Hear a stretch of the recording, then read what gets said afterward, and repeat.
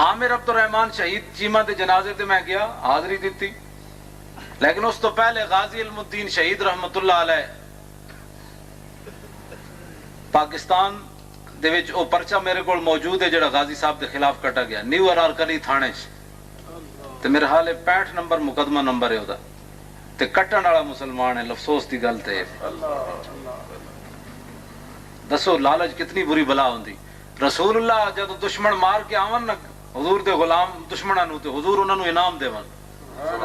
عبداللہ بن انیس نو حضور نے عصا عطا فرمایا، فرمایا یہ لے قیامت کے دن کسی کے پاس کوئی سہارا نہیں ہوگا، تو نے اس کے سہارے پر چلنا ہے قیامت کے دن. حضور نے ان کو عصا عطا فرمایا اور فرمایا قیامت کے دن میرے اور تیرے درمیان نشانی ہوگی. آپ نے وصیت کی تھی کہ میرے کفن میں اس کو رکھ دینا ہے. رسول اللہ تو اپنے غلاموں کو انعام دیں اور اس نے پرچہ کاٹ دیا. اور ایک بین و سطور اور بہت ساری باتیں ہیں اس کے مقدمے کے اندر.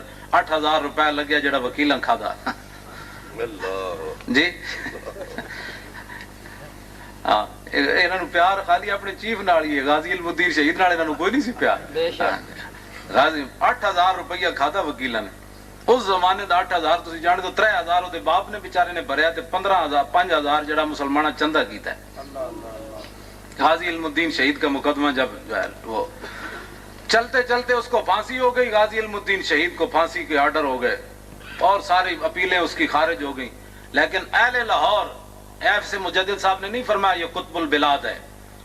اہل لاہور کو یہ قیامت تک اعزاز حاصل ہے. انگریزوں نے کہا کہ لاہوریاں انہوں پھانسی نہیں دین دینی، لاہوری انہوں نے جیل توڑ دینی، انہوں پھانسی نہیں دینی، انہوں میاں والی لے جاؤ.